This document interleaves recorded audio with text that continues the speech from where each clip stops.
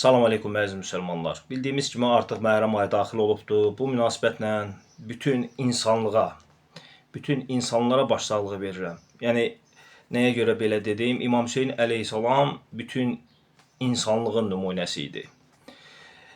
Və Məhərrəm ayı bildiyimiz kimi daxil olubdur. Artıq əzadarlıq məclisləri qurulubdur, əzadarlıq keçirilir. Hamı insan olan hər bir kəs qəmli və kədərlidir. Deməli, bizim bir dostumuz da bir rəy yazıbdır. Deyir ki, bu günləri toy eləyənlər var. Yəni, Məhərrəm ayının girişi ilə bağlı, daxil olması ilə bağlı toy eləyənlər var. Hətta içki verənlər, içki məclisləri və s. bunları təşkil eləyənlər var. Əvvəla onu qeyd edeyim ki, yaxşı varsa pis də var. Gündüz varsa gecə də var. Nur varsa zülmət də var. Bu təbiidir. Amma önəmli olan odur ki, sənin hansı səhvdə durmağındır. Nurun yanındasan, yoxsa zülmətin. Gündüzün yanındasan, yoxsa gecənin. Haqqın yanındasan, yoxsa batilin.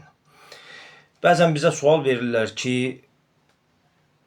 yas saxlamaq, İmam Hüseyn əleyhissalama yas saxlamaq Quranda varmı, sünnədə varmı və s. belə bir sualları verirlər və təbii ki, 1500 ilə yaxın vaxtdır ki, biz bunların cavabını veririk. Və çox təəssüflər olsun ki, bəziləri heç öz kitablarını da oxumurlar. Hansı ki, Peyğəmbər deyir, Hüseyn məndən deyib, mən də Hüseynnənəm. Hüseyni sevən məni sevir, məni sevən Allahı sevir. Hüseynlə düşmən olan mənlə düşməndir, mənlə düşmən olan Allahla düşməndir. Allahla düşmən olan da yeri cəhənnəmdir. Yəni, bu hədislər ola-ola yenə də insanlar, dırnaqarası insanlar bəhanələr gətirirlər və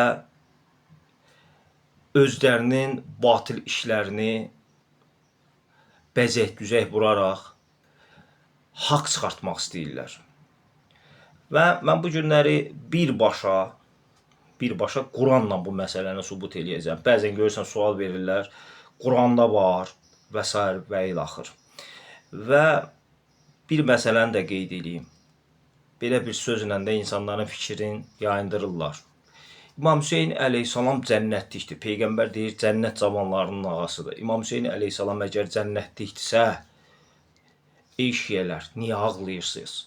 Axı bu cənnətlikdir. Cənnətlik olana da ağlayarlar.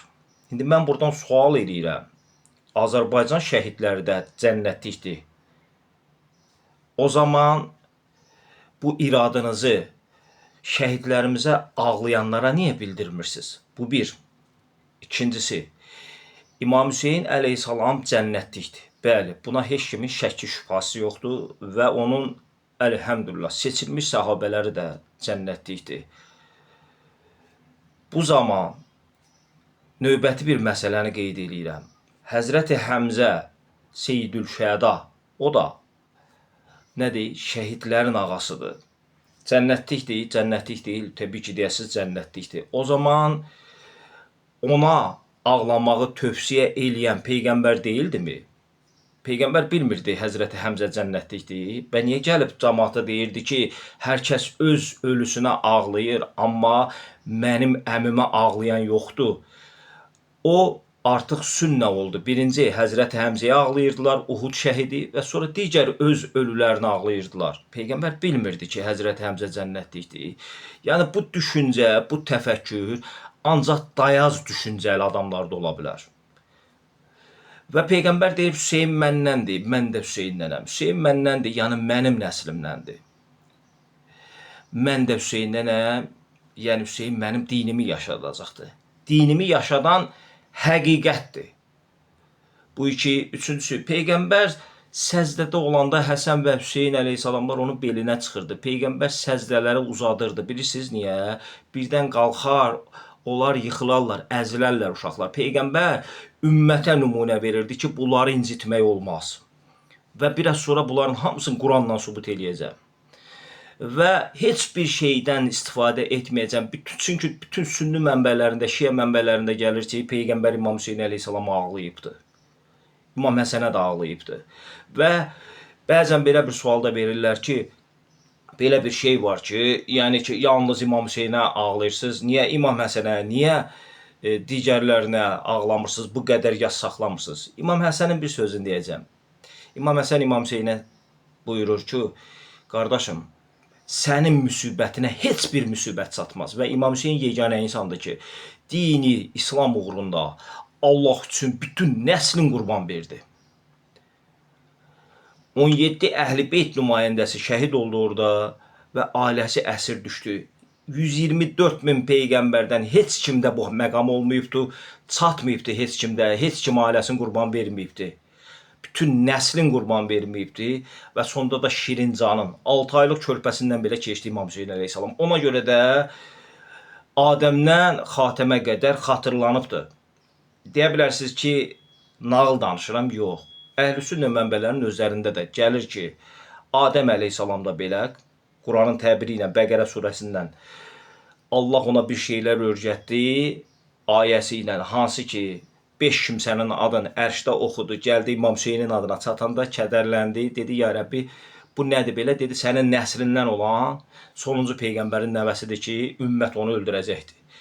İndi xülasə gəlirəm o məsələyə ki, o məsələdə bu dostum ki yazıbdır ki, bu günləri hansı ki məhrəmlik ayı giribdir, toy eləyirlər, içki verirlər. Görək Quranla düz gəlir. Ümumiyyətlə bu elə insanlar düz hərəkət eləyirlər yoxsa yox. Baxın, Mücadilə surəsi 22-ci ayə, yalnız Quranla deyəcəm. Mücadilə surəsi 22-ci ayədə Allah buyurur ki, Allaha, axirət gününə imanı olanlar, o ki insanlar ki buna imanı var, heç vaxt peyğəmbərin əleyhinə çıxmazlar. Ataları da olsa, qardaşları da olsa, kimlər olur olsun, qohumları da olsa, onlar onun əksini eləsələr, bunlar amma Allaha və peyğəmbərin əksinə söz deməzlər, əksinə də çıxmazlar. Məhz onlar da Allahın firqəsi. İndi gəlin görək, peyğəmbər və Allah nə deyir? Peyğəmbər və Allah Şura surəsi 23-cü ayədə deyir ki, risalətin müddətində, 23 il müddətində sizdən bir şey istədim. Övladlarıma, əhl-i beytimə məvəddə, məhəbbət, məhəbbətin üstü də məvəddədir. Bunu istədim, onlara sevgi. İndi peyğəmbərin övladı, Quranın təbiri ilə desək, Ali İmran 61-də deyir, oğullarım, peyğəmbərin oğlu ölür və sən bu günü toy edirsən, şənlənirsən və s. və ilaxır. Sən müsəlmansan, sən peyğəmbərin yolundasan. Təbii ki, yox, çünki Quranla sübut edir, amma hamısın. Bu iki. Üçüncüsü, Allah fasiqin və münafiqin sifətlərini deyir. Bir insanın yasıdırsa, sən buna sevinirsənsə, həmən günü bayram edirsənsə, toy edirsənsə, sən münafiqsən, fasiqsən. Və bunu da Quranla sübut eləyəcəm. Baxın, münafiqin əlamətləri Tövbə surəsi 50-ci ayə, Ali İmran surəsi 120-ci ayə. Peyğəmbərin kədərli günündə kədərlənmək lazımdır. Sevincli günündə də sevinmək lazımdır. Bunun əksini eləyən münafiqdir. Gedin oxuyun Tövbə surəsi 50-ci ayə və Ali İmran surəsi 120-ci ayə. Açıq Allah deyir ki, ya Peyğəmbər, sənin kədərli günündə kədərli olmaq lazımdır. Sevincli günündə də sevincli olmaq lazımdır. Və Tövbə surəsi 24-cü ayədə gedin baxın. Allahdan, Peyğəmbərdən sevimli heç nə yoxdur. Tövbə 24. Allahdan, Peyğəmbərdən sevimli heç nə yoxdur və Peyğəmbər də deyir, Hüseyin mənləndir, mən də Hüseyinnənəm. Yəni, Hüseyin mən. Və 5 kimsə haqqında da deyibdir. Əli, mən. Fatimə, mən. Həsən, mən. Hüseyin, mən. Yəni, bunların da kədərli günündə toy eləmək, sevinmək olmaz. Məsələ bu qədər bəsitdir, sadədir. Bunu başa düşməyən deməsin ki, Qurana iman gətirmişəm. Deməsin. Əzanız mübarək, əziz şiyələr. Ləbbeykə, ya Hüseyin. Salam aleykum.